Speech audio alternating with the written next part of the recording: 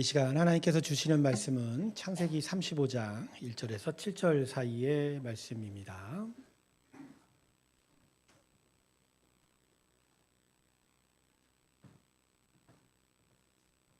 창세기 35장입니다. 1절부터 7절까지의 말씀입니다. 오늘 말씀이 좀 짧으니까 우리 다 같이 함께 읽어볼까요? 우리 같이 읽겠습니다. 시작. 하나님이 일어나 베델로 올라가서 거기 거주하며 내가 내 형 에서의 낯을 피하여 도망하던 때에 내게 나타났던 하나님께 거기서 제단을 쌓으라 하신지라. 야곱이 이에 자기 집안 사람과 자기 함께한 모든 자에게 이르되 너희 중에 있는 이방 신상을 버리고 자신을 정결하게 하고 너희들의 의복을 바꿔 입어라. 우리가 일어나 베델로 올라가자. 내 환난 날에 내게 응답하시며 내게 가는 길에서 나와 함께 그들이 자기 손에 있는 모든 이방 신상들과 자기 귀에 있는 귀고리들을 야곱에게 주는지라. 야곱이 그것들을 세겜 근처 상수리 나무 아래에 묻고 그들이 떠났으나 하나님이 그 사면 거울들로 크게 두려워하게 하셨으므로 야곱의 아들들을 추격하는 자가 없었더라. 야곱과 그와 함께한 모든 사람이 가나안 땅 루스 곧 베델에 이르고 그가 거기서 제단을 쌓고 그것을 엘 베델이라 불렀으니 이는 그의 형의 낯을 피할 때 하나님이 거기서 그에게 나타나셨음이라. 하나님께 우리 영광의 박수 올려드리겠습니다. 할렐루야. 오늘도 하나님의 크신 은혜가 풍성히 여러분 심령 가운데 임하길 주님의 이름으로 축원합니다. 잠깐 기도할까요? 하나님 감사합니다. 우리의 영혼의 문을 여실 때 성령의 주관으로 또 하나님의 귀한 은혜의 풍성함을 얻게 하여 주시옵소서. 주의 은혜 가운데 서기를 소망하고 감사드리며 예수님의 이름으로 기도드립니다. 오늘 본문 말씀이 창세기 말씀인데 오늘 본문 말씀의 주인공이 야곱이죠. 여러분 잘 알다시피 야곱은 참 어려운 삶을 살았어요. 아직 노년에 애굽의 바로 앞에 서서 자신의 인생을 뭐라고 소개했습니까? 나는 험악한 인생을 살았다.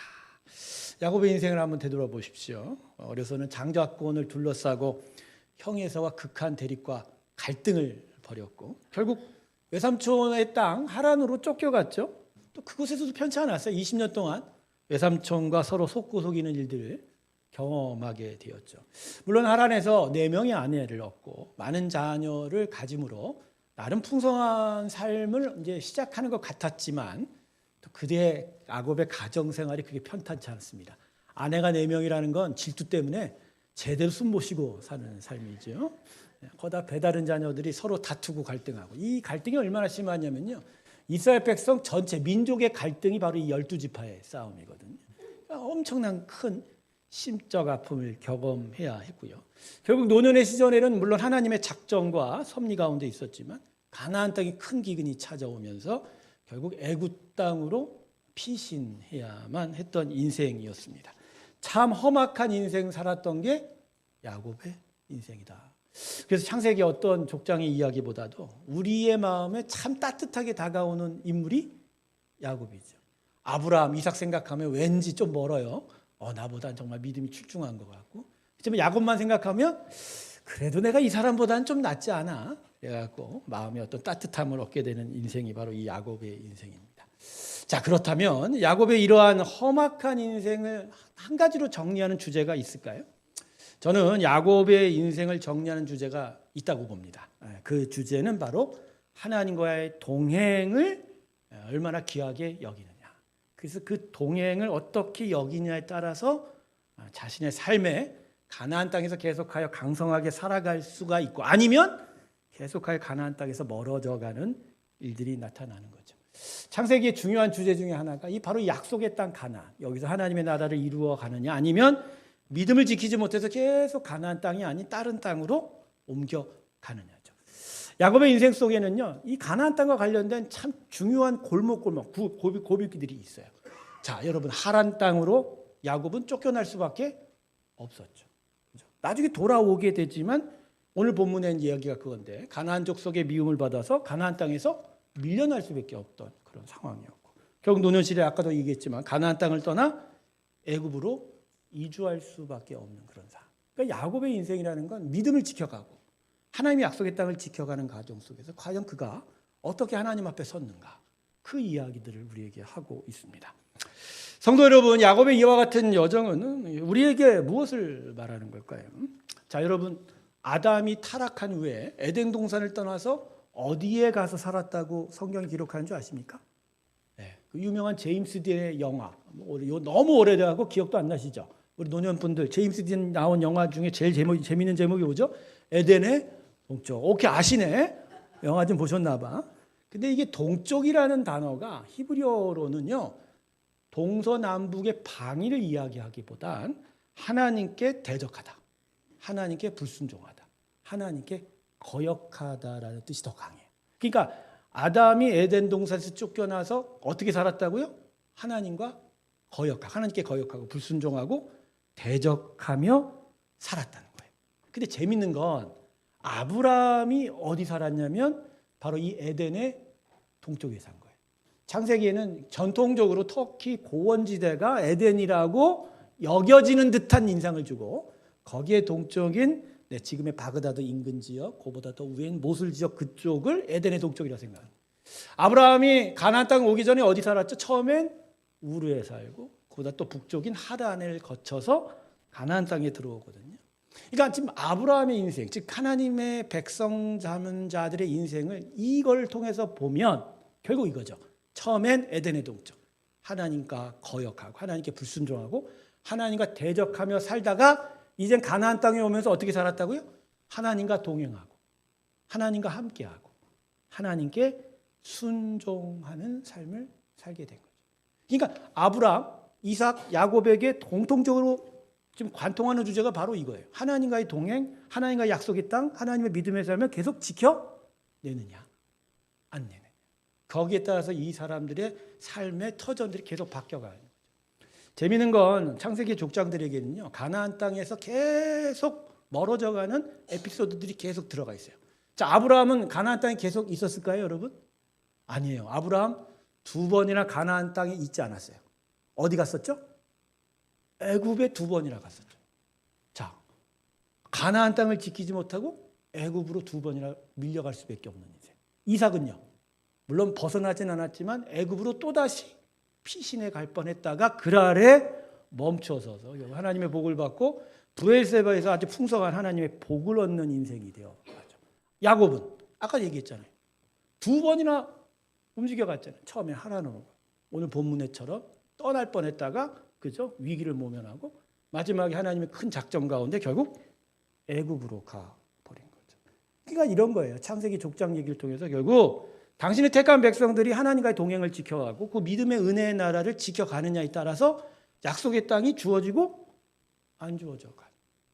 결국 이게 결국 이스라엘 백성들에게 관통이 되죠. 여러분, 이스라엘 백성에게 결국 마지막 최후는 뭐죠?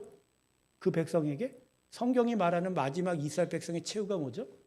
네, 역대하 상하를 보면 이스라엘 백성이 결국 하나님의 나라를 지키지 못하고 은혜를 지키지 못해서 결국 가나안 땅에서 쫓겨가잖아요. 나라가 멸망하고 바벨론 땅으로 포로로 끌려가요. 하지만 하나님이 결코 이스라엘을 끝내지 않죠. 그들 중에 70년 포로 후에 남은 자들이 다시 가나안 땅으로 들어오고, 그것이 예수 그리스도를 통해서 하나님의 택한 자들이 이제 온 지구 땅에서 하나님의 은혜의 나라를 이루게 된다. 할렐루야. 자, 지금 제가 이렇게 얘기한 거 아시죠? 결국 믿음의 사람들 가운데 하나님께서 무엇을 소중하게 여기느냐에 대한 이야기가 성경 전반적으로 흐르는 큰 주제가 되는 거죠. 자, 이런 점에서 하나님의 사람들의 삶의 가장 근원적인 문제와 이기는 믿음을 지켜내느냐, 하나님의 은혜의 삶을 붙드느냐, 그래서 하나님과의 동행을 계속 이루어 가느냐에, 여러분 인생의 가장 큰 근원적인 문제와 이기는 돈이 없어서가 아닙니다. 명예가 없어서가 아닙니다. 뭐 나한테 뚜렷한 많은 것들이 부족해서가 아닙니다. 그건 문제와 위기가 아니에요. 가장 근원적인 문제와 위기가 내 삶으로 드러난 것뿐이에요. 가장 근원적인 문제와 위기는 하나님 주신 은혜의 삶을 지켜내느냐 못 내느냐, 그래서 그 은혜가 내 삶 속에 계속하여 관통하여 하나님의 역사를 만들어 가느냐 아니면 다르게 진행이 되느냐라는 거예요. 여러분, 오늘도 하나님의 믿음의 은혜의 역사가 여러분 가운데 분명하게 세워져 가시길 주님의 이름으로 축원합니다. 하나님은 결국 여러분을 부르셔서 그 은혜 나라를 세워가는 거예요. 하나님의 은혜가 여러분과 동행해서 여러분 삶 속에서 계속적으로 하나님의 역사를 이뤄나가기를 바라요. 근데 여전히 우리가 그것에 초점 맞추지 못하고 그것을 중요하게 여기지 못하면 우리는 계속 은혜의 땅에서 멀어져 가는 거예요. 하나님이 택해서 불러다 놨지만 계속 애굽으로 도망가고 하란으로 쫓겨가고, 그죠? 가나안 땅에서 막 위기를 겪고 하나님 나라를 제대로 누리지 못하는 일이 나타나게 된다. 그래서 성도 여러분, 믿는 자들은요 결국 믿음의 은혜 안에서 삶의 중심 주제가 바뀌는 거예요. 예수 믿기 전에는 그래, 내 인생에 정말 뭐가 있겠어, 돈 많이 벌어야지, 높이 돼야지, 힘을 가져야지, 편안하게 살아야지, 그런 저마다의 인생의 주제가 있지만 결국 믿음으로 들어오고 하나님의 은혜의 나라를 세워가면서 결국 그 은혜를 소중하게 여기고 은혜가 내 삶 속에 이루어가는 믿음의 삶을 계속 이루어가게 하는 거다. 그러면서 삶을 보는 시각이 달라지는 거예요. 어떤 삶을 봐도 이걸 믿음의 관점에서 보고 하나님 은혜의 관점에서 보고 이게 하나님의 나라와 맞는가 합당한가 그 관점에서 보지, 이전에 내 시각과 가치관으로 보는 일들은 이제 점점 희미해져 가는 거다. 여러분, 성경이 우리에게 가르치는 삶의 원리가 바로 이겁니다.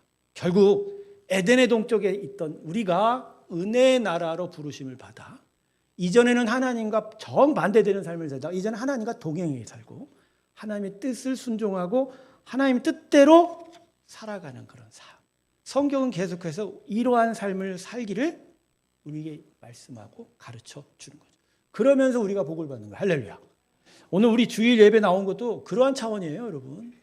주일날 아침에 예배 드려야 복 받는다, 이거 절대 아니죠. 그건 쓸데없는 율법주의고 의미 없는 일이에요. 우리는 은혜를 쫓아서 나왔습니다. 할렐루야. 그게 중요하고 그게 나를 다스리고 그게 나를 지배하니까.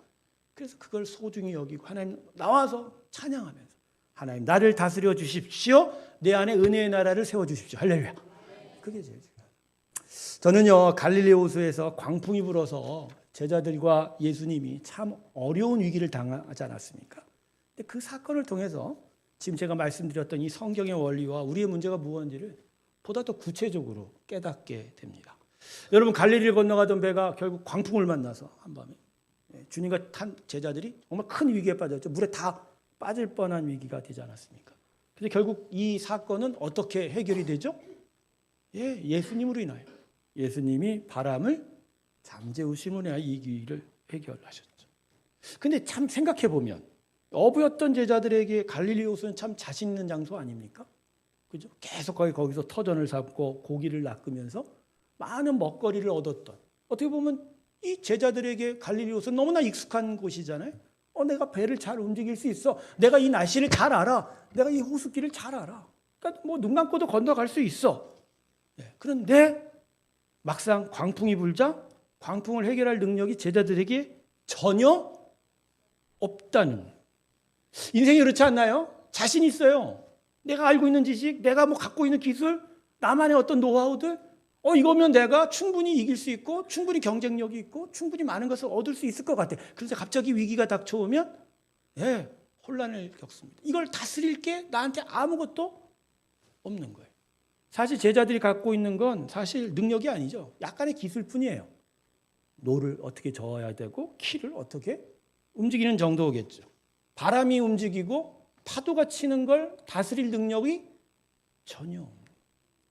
근데 재미있는 건 이 모든 것을 다스릴 수 있는 예수님이 그 배에 타고 있었잖아요.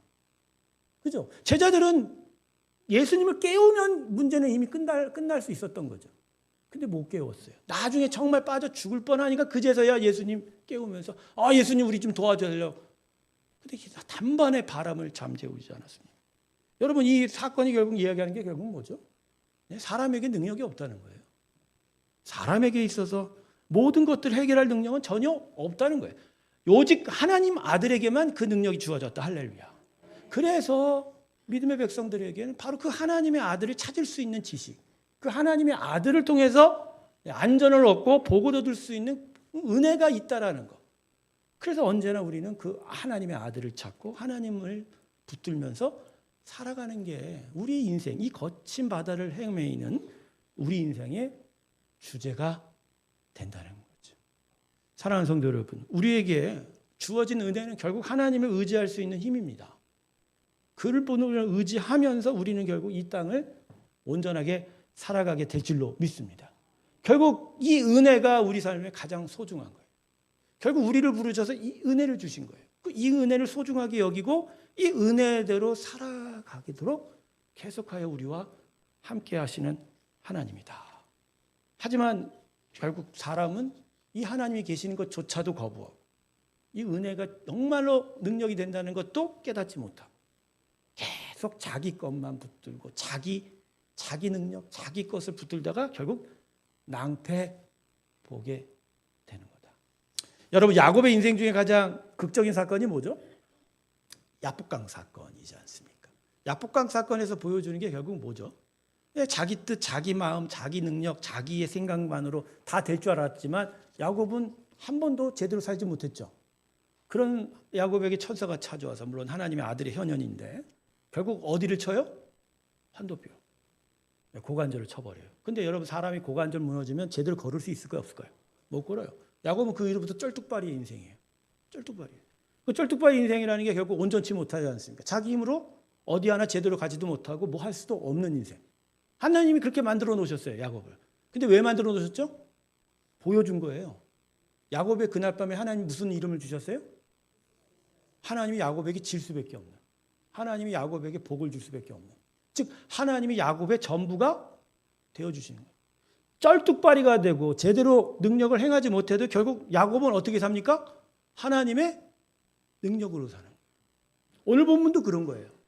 이전의 상황이었으면 야곱은 뭐 지금 막 이거 저건 막 사람 부르고 막 패를 규합하고 새를 불려가면서 가나안 족속들과 일전 전쟁을 하려고 했을 거예요.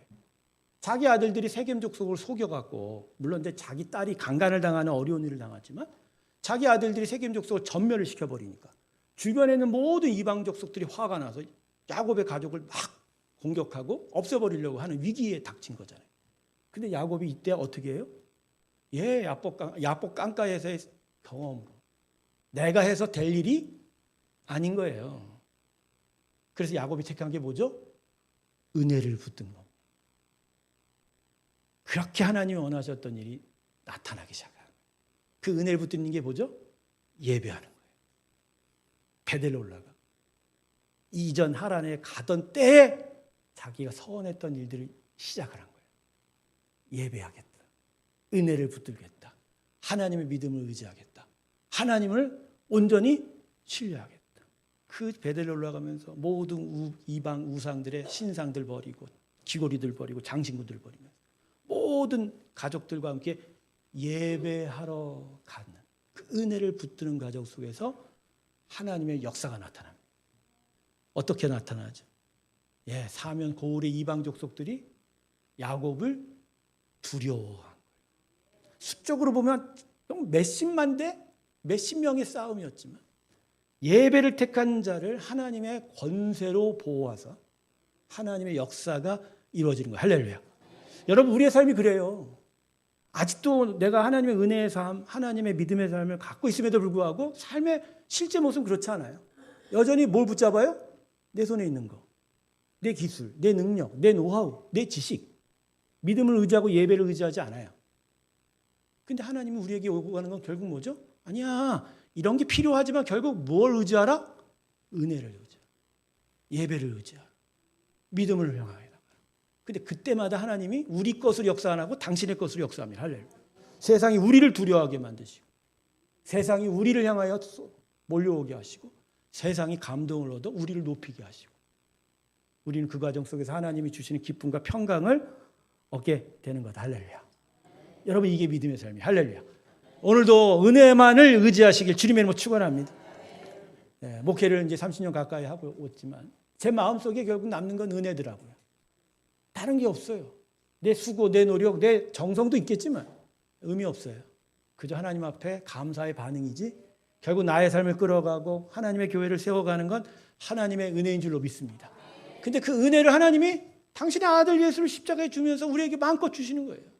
오늘도 은혜로 일어서기를 하나님이 원하십니다. 할렐루야. 오늘 여러분 마음 가운데 주님의 은혜를 의지하세요. 하나님께. 여러분 살다 보면 다 막힙니다. 그럴 때 우리에게는 방법이 있어요.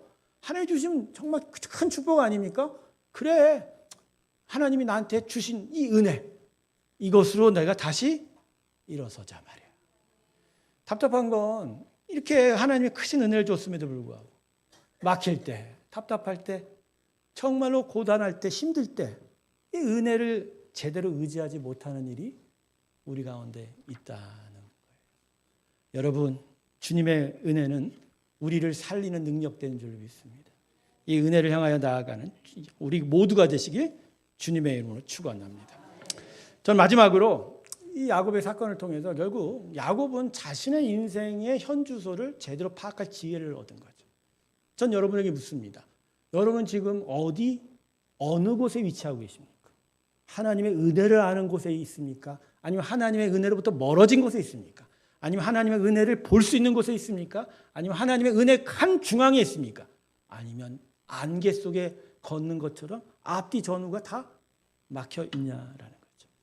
여러분, 자기 위치를 알지 못하면 정말로 위험합니다. 여러분, 물리자드라는 광풍이 극지방에서 불면요, 이건 그냥 뭐 눈보라 치는 게 아니래요. 앞뒤 전후 사방 전후가 완전히 화이트아웃 됩니다. 다 하얀 거예요. 도대체 어디가 앞이고 어디가 뒤고 어디가 상하자고. 그러면 앞을 제대로 갈 수 있을까요, 없을까요? 그러다가 움직이면 낭패 보는 거예요. 공군 비행기 조종사들에게 정말 힘든 게 쥐락이라고 들어요. 영어로 쥐락. 이게 뭐냐면 말을 왔다 갔다 하다 보면요, 위아래가 바뀐대요. 어느 순간 중력 상실이 오면. 그러다 보면요, 내가 땅인 줄 알고 하늘로 솟았는데 실제로는 어디로 받고 있는 거예요? 그러다 죽는 거예요. 그만큼 내가 어디에 서 있는지를 깨닫는 게 정말 중요한 거예요. 야곱은 천지분간 못하고 자기 스스로 나는 여기에 서 있어라고, 그죠? 움직이다가 낭패를 본 거예요. 자기 주소를 모르고. 오늘 본문을 보면 그는 자기가 은혜가 필요하고 하나님 은혜 앞에 서야 된다는 걸 분명히 깨달았기에 베델이라는 은혜의 자리를 향하여 분명하게 나아갈 수 있었고 하나님의 은혜 가운데 설 수 있는 거죠. 사랑하는 성도 여러분, 여러분이 지금 어디에 서 있는지를 분명히 하시기를 소망합니다. 내가 은혜 앞에 서 있는지, 내가 세상 앞에 서 있는지, 하나님이 나를 향하여 바로 볼 수 있게 하고 계신지, 아니면 내가 지금 인생을 제대로 못 보고 있는지, 하나님의 은혜 앞에 다시 나아가 여러분이 서 있는 자리가 어디인지를 분명히 구별하여 속도는 느리지만 바로 가고 분명히 가고 제대로 갈 수 있길 주님의 이름으로 축원합니다. 말씀을 마칠게요. 믿음의 백성들이 위기를 준비하는 지혜는 바로 이겁니다. 가지고 있는 것으로 약간의 기회를 얻고 약간의 틈새를 벌리는 일이 아니에요. 가장 근원적인 문제를 해결해 가는 거예요. 먼저 은혜를 붙잡고 은혜 안에서 믿음을 통해 내가 나아갈 길을 분명히 깨달을 때 우리는 제대로 앞을 향하여 나아간 지혜를 얻게 될 줄로 믿습니다. 사랑하는 모든 새롭게 성도들에게 은혜의 역사들이 함께하게 주님의 이름으로 축원합니다. 기도하겠습니다. 야곱의 일을 통해서 깨닫습니다. 과연 우리는 하나님의 은혜를 어떻게 여기고 그 은혜 앞에 어떻게 서 있는지 말입니다. 사방 좌우가 다 뿌였습니다. 분명한 길을 얻기를 원하는데 우리에게 가진 건 아무것도 없습니다. 하나님, 우리 모두가 하나님의 은혜를 소중히 여기게 하여 주시고 은혜를 귀히 여길 때 앞길이 열리고 하나님의 나라를 세워가는 능력의 지혜를 얻게 하여 주시옵소서. 감사드리며 예수님의 이름으로 기도드립니다. 아멘. 우리 다 같이 445장 함께 찬송 같이 부르며 봉헌 드리겠습니다.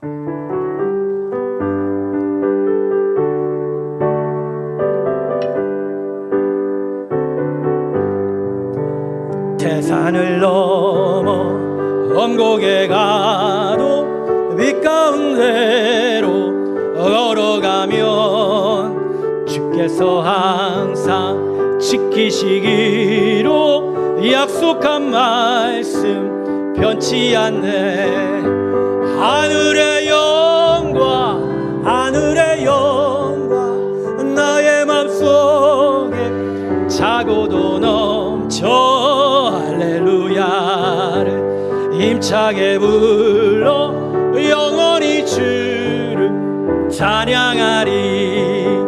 캄캄한 밤 다닐지라도 주께서 나의 길 되시고 나에게 밝은 빛이 되시니 길 잃어버 염려 없네. 하늘의 영광 하늘의 영광 하늘의 영광 나의 맘속에 차고도 넘쳐 할렐루야를 힘차게 불러 영원히 주를 찬양하리.